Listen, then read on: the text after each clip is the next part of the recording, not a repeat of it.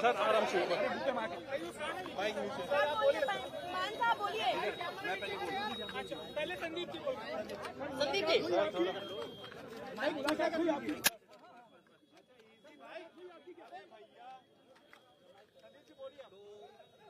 30 minute का समय मिला था। 30 मिनट के समय में जैसे ही हम मिलने गए, मान साहब बहुत भावुक हो गए और मान साहब की आंखें भर आई, उनके आंसू निकलने लग गए थे। इसके बाद थोड़ी देर में अपने आप को कंट्रोल करके फिर आगे की बातचीत शुरू हुई। मैं चाहूंगा कि मान साहब आप थोड़ा आगे कंप्लीट करें। मान साहब ये बताइए कि मुलाकात कितनी देर की हुई आपकी? क्या कुछ मुद्दों पे चर्चा हुई है मान साहब? 12 से 12:30 और जैसे ही मैं पे मुलाकात की जो कुर्सी थी तो बहुत दुख हुआ दिल को कि मतलब जो हार्डकोर क्रिमिनल होते हैं, जो अपराधी होते हैं, उनके वाली सहूलतें भी नहीं मिल रही हैं।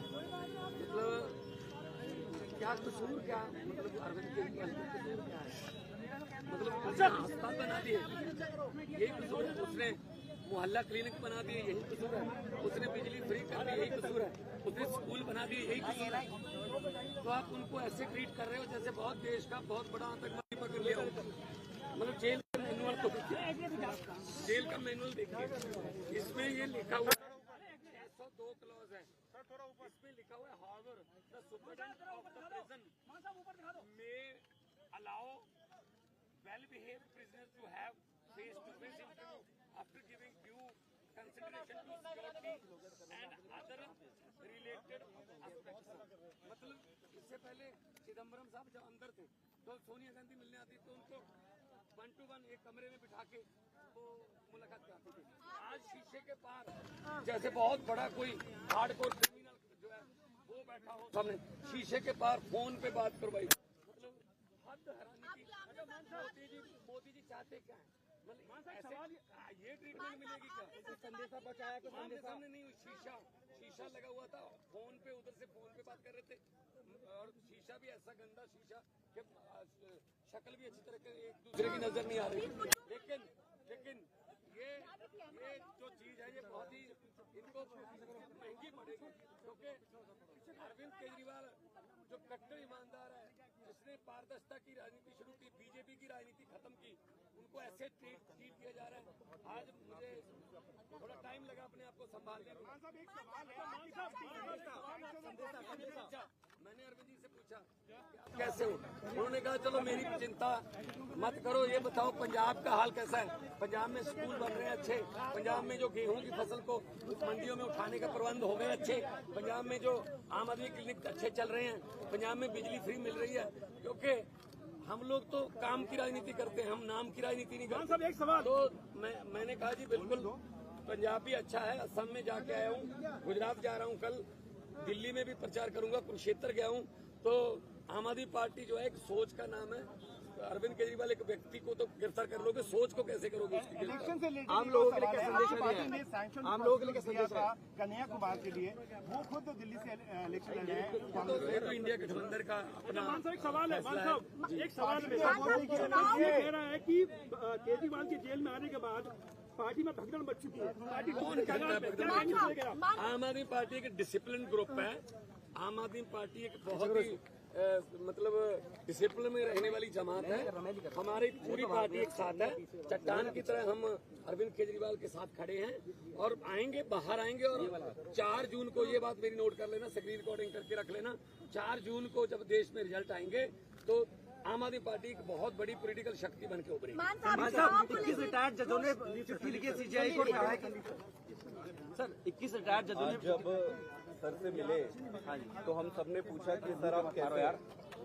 आपका हेल्थ तो ठीक है, आप कैसे हैं? उन्होंने कहा कि मेरी चिंता छोड़ो, ये बताओ कि जनता कैसी है। उन्होंने पूछा कि क्या जनता को फ्री में जो बिजली मिल रही थी वो कंटिन्यू है, मिल रही है? उन्होंने उन्होंने पूछा कहीं बिजली कट तो नहीं, पावर कट लग तो नहीं रहे।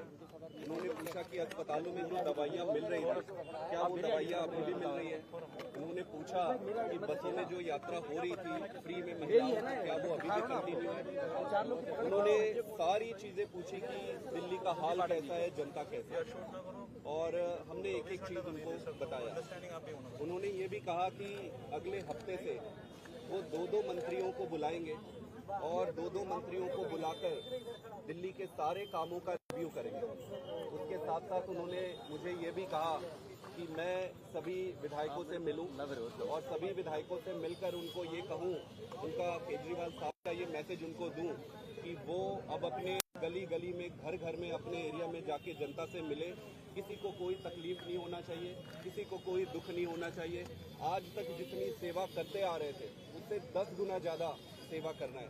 उन्होंने ये भी कहा कि वो जल्दी बाहर आएंगे और जब भी वो बाहर आए जो 1000 रुपये प्रति महीना सभी महिलाओं को देने का वो वादा और बजट पास जो उन्होंने किया है उसको वो पूरा करेंगे। मतलब पूरे समय वो सिर्फ यही पूछते रहे कि दिल्ली की जनता कैसी है, जनता कैसे है, जनता में क्या चल रहा है, सब सुखी तो है। सबसे बड़ी बात ये कही कि संगठन देख रहे हैं बहुत अच्छे तरीके से, और मेरी ड्यूटी इस बात के लिए लगाई कि आपने जगह जगह पे जाना है और इंडिया अलायंस की अगर कोई किसी स्टेट में जाना पड़े इंडिया अलायंस के लिए वहाँ भी आप जाना है। तो ओवरऑल ये थी, उनको संविधान की चिंता थी कि देश बचेगा तो पार्टी बचेगी, संविधान बचेगा तो पार्टी बचेगी। 21 रिटायर्ड जजों ने चिट्ठी लिखी सीजीआई को, कहा कि जुडिशरी को बदनाम किया जा रहा है। 21 रिटायर्ड जजों ने चिट्ठी लिखी सीजीआई को, कहा कि जुडिशरी को बदनाम किया जा रहा है। देखो पता क्या है, देश में जो हालात हो गए हैं, किसी को पूछ लो, दुकानदार को पूछ लो, वो भी कहेगा गलत हुआ है, ये गलत हुआ है। अरविंद केजरीवाल को गलत उन्होंने अंदर करा है। ये सिर्फ और सिर्फ चाहते हैं विपक्ष ना हो, हम ही इलेक्शन लड़े और हम ही जीते। ये तो फिर पुतिन वाली बात हो गई ना, फिर डेमोक्रेसी कहाँ गई, ये तो डिक्टेटरशिप हो गई। इसलिए हम लड़ेंगे, देश के लिए लड़ेंगे, देशभक्त लोग हैं हम। और उन्होंने हमें ये अंदर से मैसेज दिया है कि बाहर जाके कार्यकर्ताओं को और सब एमएलए और मंत्री साहबानों को बोलो कि मेरी चिंता ना करें, जनता की चिंता करें, पब्लिक की चिंता करें। स्वाद ठीक है। देखो कौन सा कोई उधर दूसरी तरफ बिठा रखे थे, जब सोनिया गांधी चिदम्बरम को मिलते थे तो एक कमरे में बैठ के मिल लेते थे, प्रकाश सिंह बादल भी यहाँ मिलने आते थे तो कमरे में बैठ के मिलते थे। पता नहीं क्यों दुश्मनी इतनी है कि हमें आतंकवादियों की तरह ट्रीट किया जा रहा है। कोई बात नहीं, हम वो पत्ते नहीं जो शाख से टूट कर गिर जाएंगे। आंधियों को कह दो अपनी औकात में। Thank you. तो भगवंत मान जो कि पंजाब के मुख्यमंत्री हैं वो यहाँ पर मिले हैं। ये भी दे दो, ये भी दे दो, ये भी दे दो। और जैन साहब पकड़ो, पकड़ो आराम से। ये भी ये किसका है? ये मेरा नहीं है।